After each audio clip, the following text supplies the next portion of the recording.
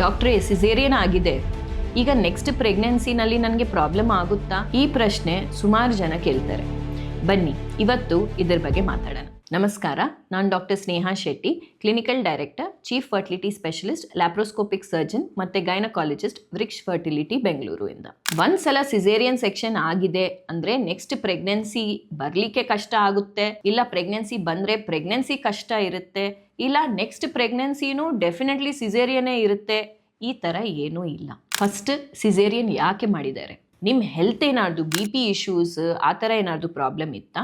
ಇಲ್ಲ baby wait ತುಂಬ ಜಾಸ್ತಿ ಇತ್ತಾ? ಇಲ್ಲ ಬೇಬಿ ಹಾರ್ಟ್ ಬೀಟ್ ಏನಾದ್ರು ಪ್ರಾಬ್ಲಮ್ ಇತ್ತು ನಾರ್ಮಲ್ ಡೆಲಿವರಿ ಟ್ರೈ ಮಾಡ್ತಾ ಇದ್ದವಾಗ?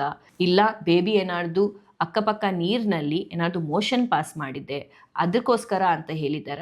ಏನು, ಯಾಕೆ, ನಿಮಗೆ ರೀಸನ್ ಏನು ಅಂತ ಗೊತ್ತಾಗಬೇಕು. ಅದ್ರ ಜೊತೆಗೆ ಕರೆಕ್ಟಾಗಿ ನೀವು ನೆಕ್ಸ್ಟ್ ಪ್ರೆಗ್ನೆನ್ಸಿ ಪ್ಲ್ಯಾನಿಂಗ್ಗೆ ನೀವು ಗ್ಯಾಪ್ ಕೊಡಬೇಕು, ಸೊ ದಟ್ ನಿಮ್ಮ ಬಾಡಿ ರಿಕವರ್ ಆಗುತ್ತೆ. ಗರ್ಭಾಶಯ ಯಾವುದು ನಿಮಗೆ ಸ್ಕಾರ್ ಆಗಿದೆ, ಒಂದು ಕಟ್ ಮಾಡಿ ಮಗುನ ತೆಗೆದಿದ್ದಾರಲ್ಲ, ಆ ಸ್ಕಾರ್ ಹೀಲ್ ಆಗಬೇಕು, ನಿಮ್ಮ ಬಾಡಿ ನ್ಯೂಟ್ರಿಷನ್ ಎಲ್ಲ ಮತ್ತೆ ರೀಸ್ಟೋರ್ ಆಗಬೇಕು. ಅದಾದಮೇಲೆ ಮಿನಿಮಮ್ 2 years ಗ್ಯಾಪ್ ತಗೊಂಡು ನೀವು ಪ್ಲ್ಯಾನ್ ಮಾಡಿದರೆ ಇನ್ನೂ ಒಳ್ಳೆಯದು. ಅಕಸ್ಮಾತ್ ಆ ಟೈಮ್ನಲ್ಲಿ ಪ್ಲ್ಯಾನ್ ಮಾಡ್ತಾ ಇದ್ದೀರಿ, ಒಂದು 6 months to 1 year ಟ್ರೈ ಮಾಡಿದ್ರಿ, ಆದರೂ ಮಗು ಆಗ್ತಾ ಇಲ್ಲ ಅಂದರೆ ಪ್ಲೀಸ್ ಡೆಫಿನೆಟ್ಲಿ ಡಾಕ್ಟರ್ನ ವಿಸಿಟ್ ಮಾಡಿ. ಒಳ್ಳೆ ಗ್ಯಾಪ್ ಇದೆ, ಒಳ್ಳೆ ಹೆಲ್ದಿಯಾಗಿ ಎಲ್ಲ ಟ್ಯೂಬ್ಸ್ ಇದೆ, ಎಗ್ ಕ್ವಾಲಿಟಿ ಚೆನ್ನಾಗಿದೆ, ಸ್ಪರ್ಮ್ ಕ್ವಾಲಿಟಿ ಚೆನ್ನಾಗಿದೆ, ನಿಮ್ಮದು ಏಜ್ನು 33ಕ್ಕಿಂತ ಕಡಿಮೆ ಇದೆ ಅಂದರೆ ಡೆಫಿನೆಟ್ಲಿ ಹೆಲ್ದಿಯಾಗಿ ಪ್ರೆಗ್ನೆನ್ಸಿ ಆಗೋ ಚಾನ್ಸ್ ತುಂಬ ಜಾಸ್ತಿ ಇರುತ್ತೆ. ಬಟ್ ಇದೆಲ್ಲನಲ್ಲಿ ಯಾವುದಾದ್ರೂ ಒಂದು ನಿಮ್ಮ ಹೆಲ್ತ್ ಪ್ರಾಬ್ಲಮ್ ಇಶ್ಯೂಸ್ ಬಂದಿದೆ, ಹಸ್ಬೆಂಡ್ ಹೆಲ್ತ್ ಇಶ್ಯೂಸ್ ಬಂದಿದೆ, ಇಲ್ಲ ಎಗ್ ಕ್ವಾಲಿಟಿ ಸ್ಪರ್ಮ್ ಕ್ವಾಲಿಟಿ ಕಡಿಮೆ ಆಗಿದೆ, ಇಲ್ಲ ಏನಾದರೂ ಇನ್ಫೆಕ್ಷನಿಂದ ನಿಮ್ಮದು ಟ್ಯೂಬ್ಸ್ ಬ್ಲಾಕ್ ಆಗಿದೆ,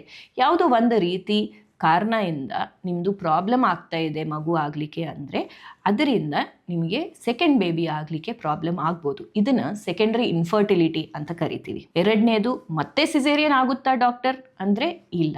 ಒಳ್ಳೆ ಗ್ಯಾಪ್ ಇದೆ, ನಿಮ್ಮ ಹೆಲ್ತ್ ಚೆನ್ನಾಗಿದೆ ಅಂದರೆ VBAC ಅಂದರೆ ವೆಜೈನಲ್ ಬರ್ತ್ ಆಫ್ಟರ್ ಸಿಸೇರಿಯನ್, ನಾರ್ಮಲ್ ಡೆಲಿವರಿಗೂ ನೀವು ಟ್ರೈ ಮಾಡೋಕ್ಕೆ ಸಾಧ್ಯತೆ ಇರುತ್ತೆ. ಅದಕ್ಕೆ ಸ್ವಲ್ಪ ಕ್ರೈಟೀರಿಯಾಸ್ ಇರುತ್ತೆ. ಎಲ್ಲರಿಗೆ ಮತ್ತೆ ನಾರ್ಮಲ್ ಡೆಲಿವರಿ ಮಾಡೋಕ್ಕಾಗಲ್ಲ. ಎಲ್ಲ ಚೆನ್ನಾಗಿದೆ ಅಂದರೆ ನಿಮ್ಮ ಡಾಕ್ಟರ್ ನಿಮಗೆ ಡೆಫಿನೆಟ್ಲಿ ನಾರ್ಮಲ್ ಡೆಲಿವರಿ ಟ್ರೈ ಮಾಡೋಕ್ಕೆ ಹೇಳ್ತಾರೆ.